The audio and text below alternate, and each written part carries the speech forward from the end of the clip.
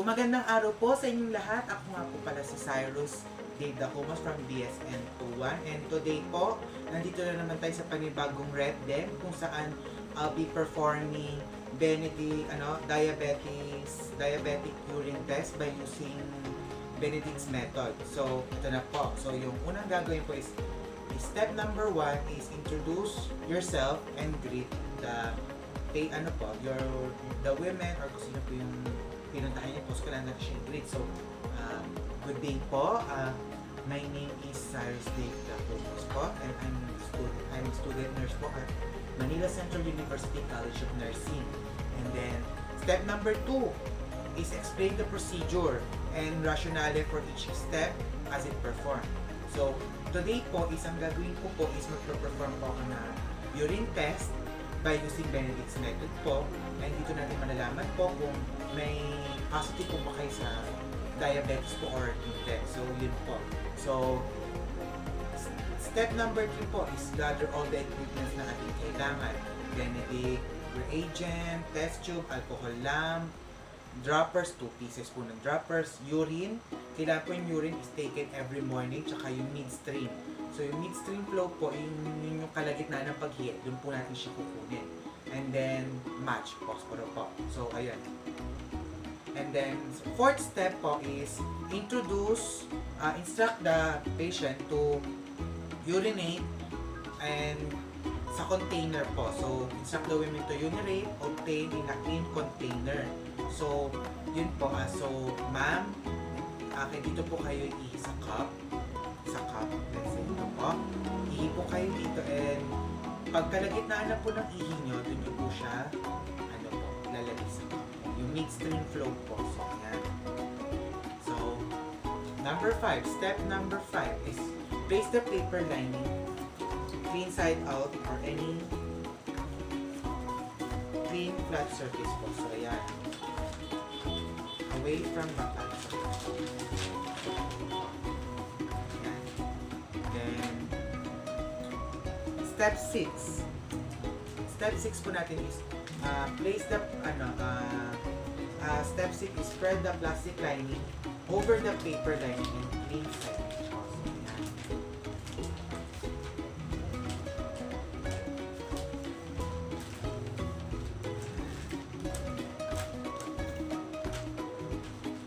Then, step number 7 po is place the bag in the area away from the client and tackle the handles beneath the bag. So, ayan po.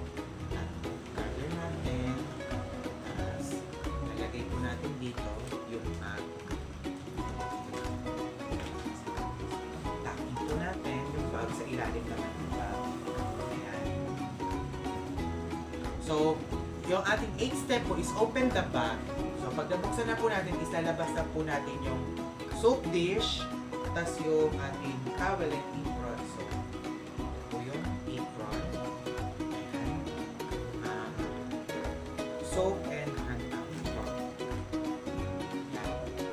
Sa step number 9, so ang gagawin po natin is do thorough hand washing. Dry hands, place soap and dish and towel near to the bag. So, ngayon po is magpa-perform po tayo ng hand washing. So, ito na po. So, ngayon po is tapos na po tayo mag-hand washing. Lalagay na po natin tong soap and dish, tong dish and towel near the bag po. So, lalagay po natin siya dito near the bag. And then, step number 10 is put the apron on. So, yun po is put the apron on. So, lagi po natin tatandaan is right side out. So, ayan po.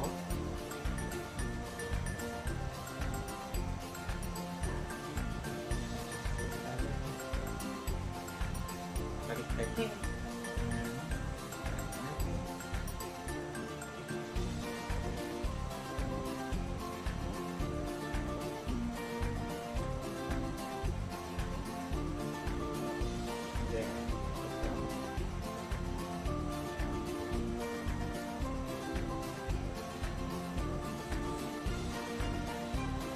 So, step 11 po is take out the kidney basin. Ayan. And place 3 cotton balls po with alcohol. So, ayan po. So, ito po ang ating alcohol, cotton balls with alcohol po. So, maglalagay po tayo ng 3 piraso sa kidney basin natin. Ito po ang ating kidney basin. Ayan. Lagay po tayo ng 1, 2, and 3 po. Step number 2 po is take out 2 droppers, a test tube holder, and test tube holder po, and place this in the kidney basin. So, lalabas na po tayo ng 2 droppers. Lalagay po natin dito sa loob ng ating kidney basin. Test tube, 2 po. Ayan, test tube, at lagay po natin dito. Test tube holder, lalagay din po natin dyan. And also po, kailangan na po natin ilabas yung other materials po. So, take out the alcohol lamp. Ayan, alcohol lamp. Ito po siya. Match or lighter, pwede rin po yun. And yung ito, Benedict solution. Ito po, ilalabas na rin po natin siya. And place them over the work area po. So, ayun po, ilalagay natin siya sa ating work area. So, next step po, step number 13 is lalagay na po natin yung waste receptacle at the corner po ng ating work area. Nalagay po natin siya dito sa gilid ng ating waste receptacle po.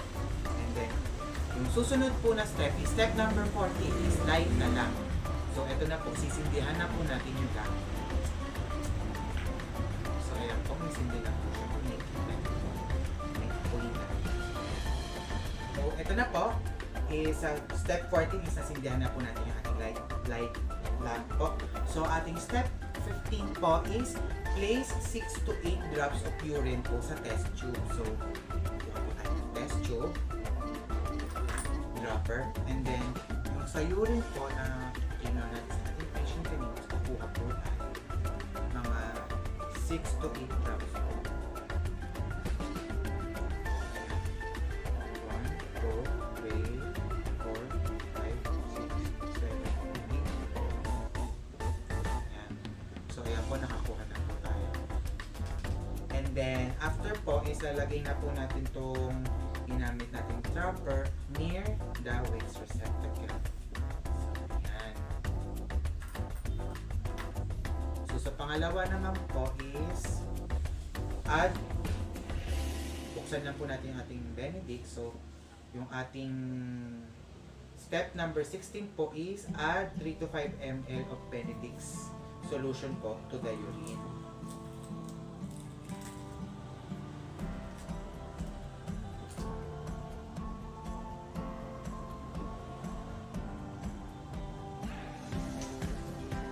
Ngayon po, gagamitin na po natin yung ating pangalawang ating dropper para po makuha yung sa Benedict solution.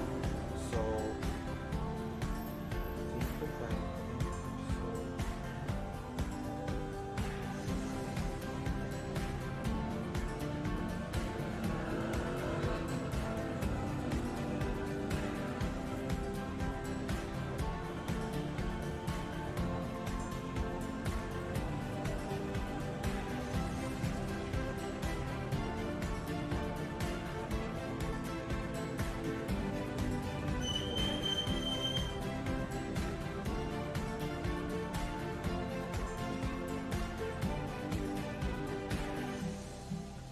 So, ayan po, meron na po siya. So, ayan.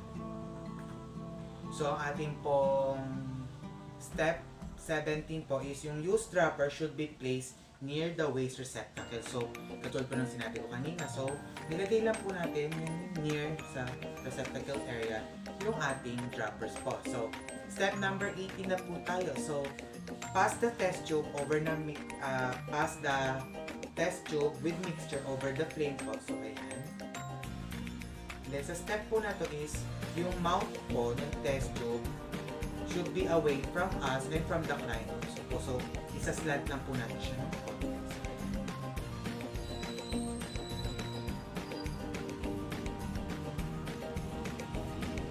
So, ayan po, maghintay lang tayo.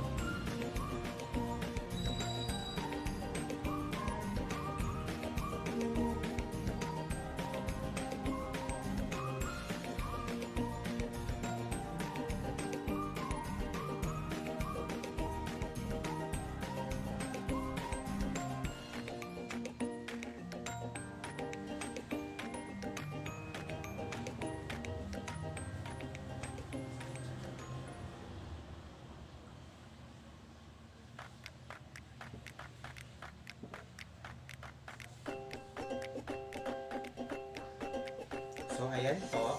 So, kumulo na. Ayan. So, remove the flame. So, ayan po. So, ang pagpatay po is ito, put out of the flame po. Ayan. So, ngayon po is maghihintay lang po tayo ng 1 minute. After po tayo malaman po yung result. So, let's wait lang po for a minute. So, ayan po. May background tayo.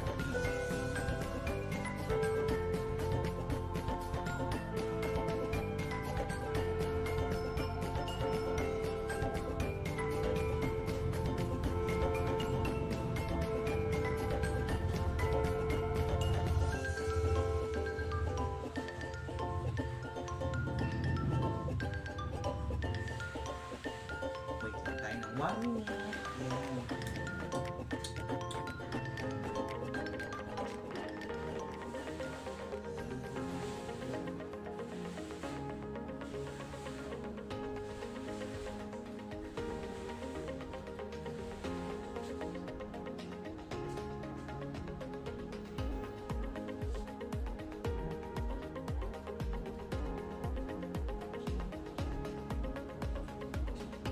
So, ayan po. So, siguro pwede na po to. So, ito po yung results. Ayan.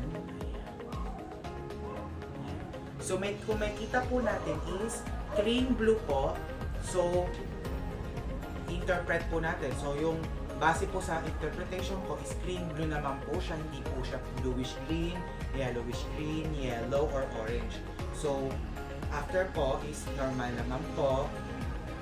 Clean blue pa rin po. Ayan po. Ayan. So, ibig sabihin po nito is negative po siya sa diabetes yung ating patient. So, ayun po. So, after po nitong step number 20 po na na-interpret na natin, which is nga po, negative siya sa diabetes. So, step number 21 na po tayo is wash the test tube holder, droppers with soap and water. Drain and place them in the work area. So, ayun po. So, kailangan na po natin silang linisin. Thank you po. So, dahil tapos na po natin hugasan yung ating droppers and test tube and then yung test holder po and then na-dry na rin natin siya. So, step number 22 na po tayo. So, disinfect the kidney basin, test tube holder, droppers with 2 pieces of cotton balls na nilagay po natin kanina sa ating kidney basin. So, ayan.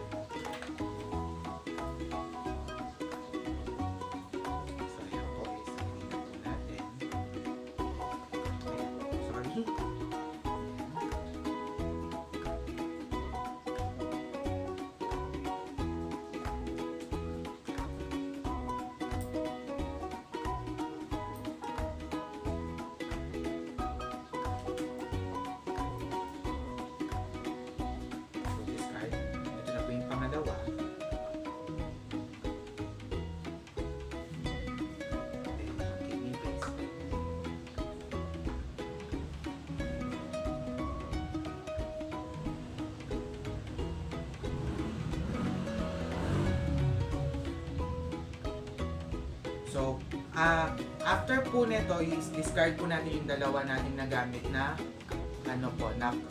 cotton balls po. So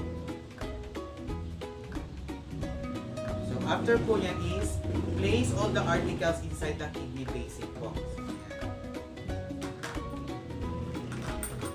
So yung natitira naman po natin isa, kasi po di ba kanina naglagay tayo ng 3 cotton balls. And then yung dalawa ginamit po natin para malinis yung ating test tube holder, kidney basin, ayun po. So yung last one po, which is ito po, gagamitin po natin ito para linisin naman yung ating alcohol lamp.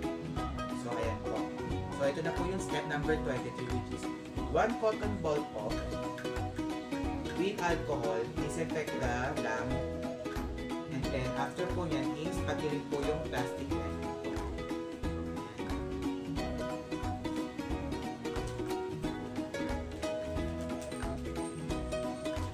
So, after po nito, yan, i-discard na po natin. So, step 24 po is discard the waste receptacle. So, ayan po. So, ayan po is tatapon na po natin siya. So, ito po, basurahan ko po yung nasa gilid. So, step number 25 na po tayo is do thorough hand washing and dry hands with towels po. So, ayan po, is magpa-perform po tayo ng hand washing po. So, babalik po ako. Wait lang. So, ayun po. Nakapag-hand washing na rin po ako. And then, ayan. Step number 26 na po tayo. So, return all the articles in the proper places in the bag. So, ngayon po, isalagay, babalik na po natin siya sa bag. So, ayan po. Ayan.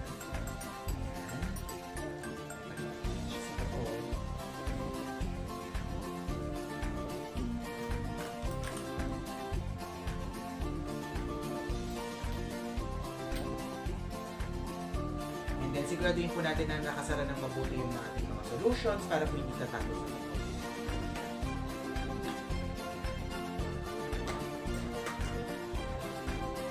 So, nasa loob na po lahat. So, step number 27 na po tayo is remove the apron away from the body. So, i-remove na po natin.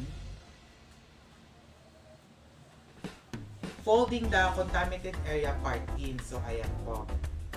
Place the flaps of the bag. So, ayan po.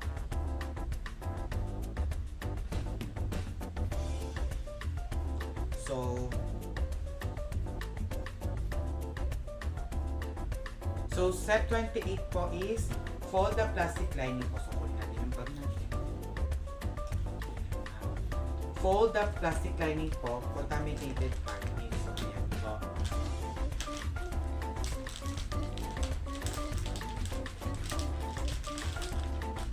After po niyan is place over the flaps of the bag. And then, yung ating step 29 po is hold the bag with one hand. So, ito po. Yan.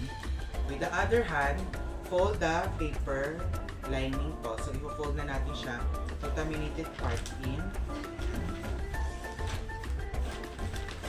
And then, i-discard na po natin siya. So, discard na tapos na po natin siya. Ayan. May basurahan po pala ako sa gilid. So, don't worry po. So, ayan. So, step 30 po. Step number 30 na po tayo is close the bag and lock the bag. So, ayan po. Ilalak na po natin yung bag and then close na natin siya.